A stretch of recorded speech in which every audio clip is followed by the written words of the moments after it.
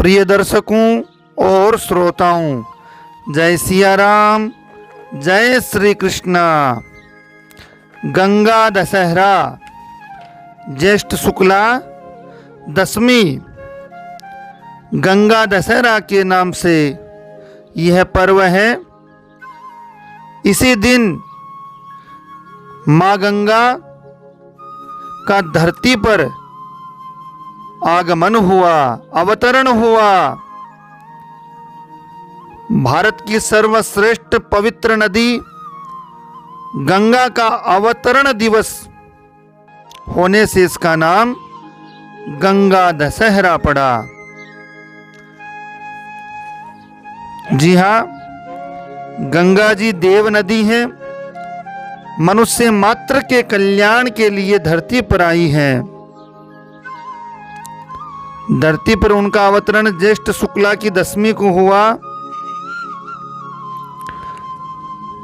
यह तिथि उन्हीं के नाम पर गंगा दशहरा के नाम से प्रसिद्ध हुई। अब आइए माँ गंगा की कहानी कथा, धर्मशास्त्र में जिसका वर्णन है वह आप सुने। माँ गंगा को प्रणाम करते हुए इस तिथि को गंगा स्नान एवं गंगा जी का पूजन से 10 प्रकार के पापों, 3 कायिक, 4 वाचिक और 3 मानसिक पापों का नाश हो जाता है। इसीलिए इसे दशहरा भी कहा गया है। अब आइए, माँ गंगा जो सर्व पाप हारिणी है, 10 पापों की निवृत्ति करती है, इनके अवतरण की कथा कहानी सुनने का विधान है आज के दिन, वह आप श्रवण करें। आइए अब कहानी कथा शुरू करते हैं। भगवान श्री राम का जन्म अयोध्या के सूर्य वंश में हुआ था। उनके एक पूर्वज थे महाराज सगर। महाराज सगर चक्रवर्ती सम्राट थे। उनकी केसिनी और सुमति नाम की 2 रानियां थी। केसिनी के पुत्र का नाम असमंजस था और सुमति के 60,000 पुत्र थे। असमंजस के पुत्र का नाम अंशुमान था। राजा सगर के असमंजस सहित सभी पुत्र अत्यंत उद्दंड और दुष्ट प्रकृति के थे, परंतु पौत्र अंशुमान धार्मिक और देव और गुरु का पूजक था। पुत्रों से दुखी होकर के महाराज सगर ने असमंजस को देश से निकाल दिया और अंशुमान को अपना उत्तराधिकारी बनाया। सगर के अन्य 60,000 पुत्रों से देवता भी दुखी रहते थे। एक बार महाराज सगर ने अश्वमेध यज्ञ का अनुष्ठान किया। उसके लिए एक घोड़ा छोड़ा। इंद्र ने अश्वमेध यज्ञ के उस घोड़े को चुराकर पाताल में ले जाकर कपिल मुनि के आश्रम में बांध दिया, परंतु ध्यान में मग्न मुनि इस बात को जान नहीं सके। सगर के 60,000 अहंकारी पुत्रों ने पृथ्वी का कोना कोना छान मारा, परंतु वे घोड़े को न पा सके। अंत में उन लोगों ने पृथ्वी से पाताल तक मार्ग खोद डाला और कपिल मुनि के आश्रम में जा पहुंचे। वहां घोड़ा बंधा देख करके वे क्रोधित हो शस्त्र उठाकर कपिल मुनि को मारने दौड़े। तपस्या में बाधा पड़ने पर मुनि ने अपनी आंखें खोली उनके तेज से सगर के 60,000 उद्दंड पुत्र तत्काल भस्म हो गए। गरुड़ के द्वारा इस घटना की जानकारी मिलने पर अंशुमान कपिल मुनि के आश्रम में आए तथा उनकी स्तुति की। कपिल मुनि उनके विनय से प्रसन्न होकर बोले, अंशुमान, घोड़ा ले जाओ और अपने पितामह का यज्ञ पूरा करो। ये सगर पुत्र उद्दंड अहंकारी और अधर्म पर चल रहे थे, अधार्मिक थे। इनकी मुक्ति तभी हो सकती है जब गंगा जल से इनकी राख का स्पर्श हो। अंशुमान ने घोड़ा ले जाकर अपने पितामह महाराज सगर का यज्ञ पूरा करवाया। महाराज सगर के बाद अंशुमान राजा बने, परंतु उन्हें अपने चाचाओं की मुक्ति की चिंता बनी रही। कुछ समय बाद अपने पुत्र दिलीप को राज्य का कार्यभार सौंपकर वे वन में चले गए तथा गंगा जी को स्वर्ग से पृथ्वी पर लाने के लिए तपस्या करने लगे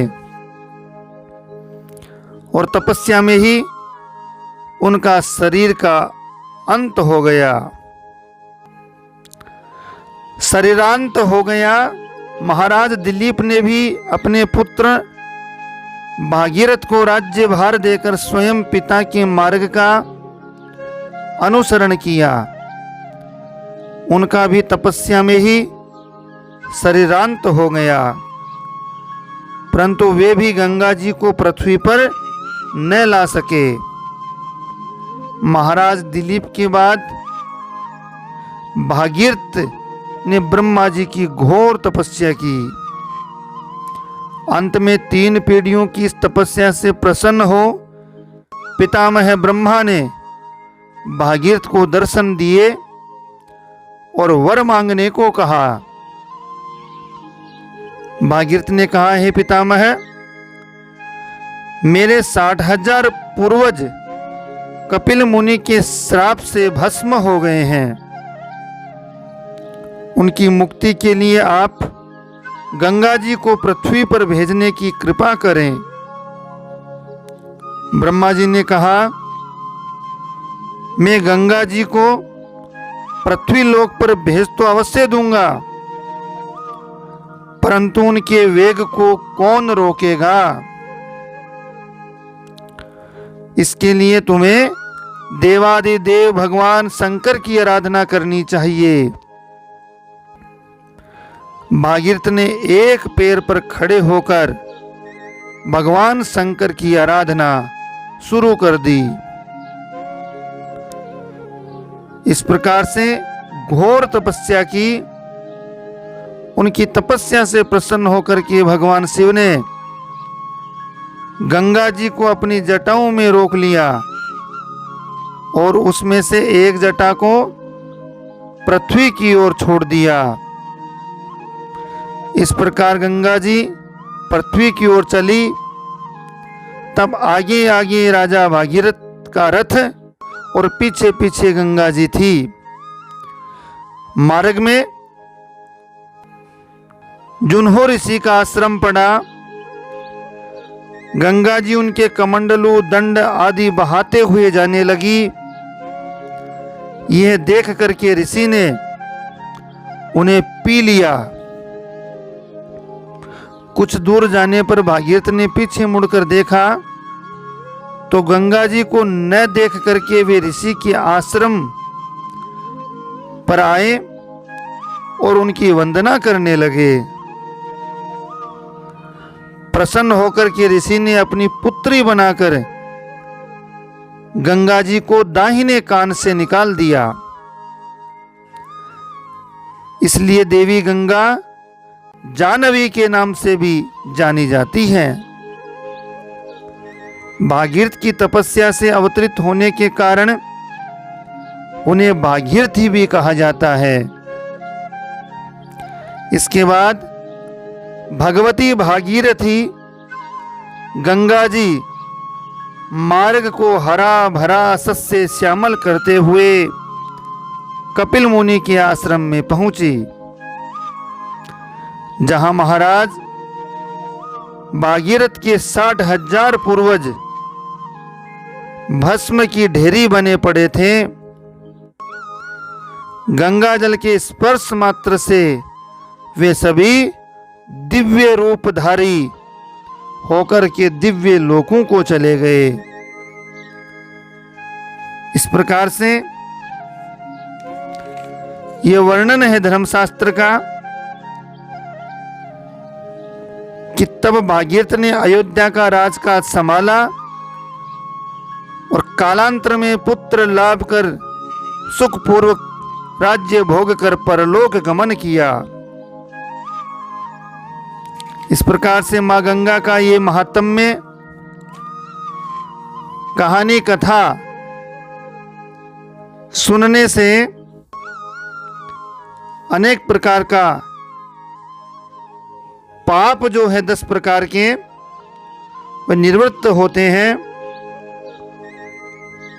और मां गंगा को प्रणाम करते हुए गंगा दशहरे के इस परम पावन पवित्र दिन पर मां गंगा को प्रणाम। आप सभी से नम्र निवेदन की वीडियो को इसी प्रकार से अपना स्नेह प्रेम दें, साथ ही अपने स्नेहजनों, मित्रजनों, परिवारजनों को लिंक जरूर शेयर कीजिए। आप सभी को जय सिया राम, जय श्री कृष्णा।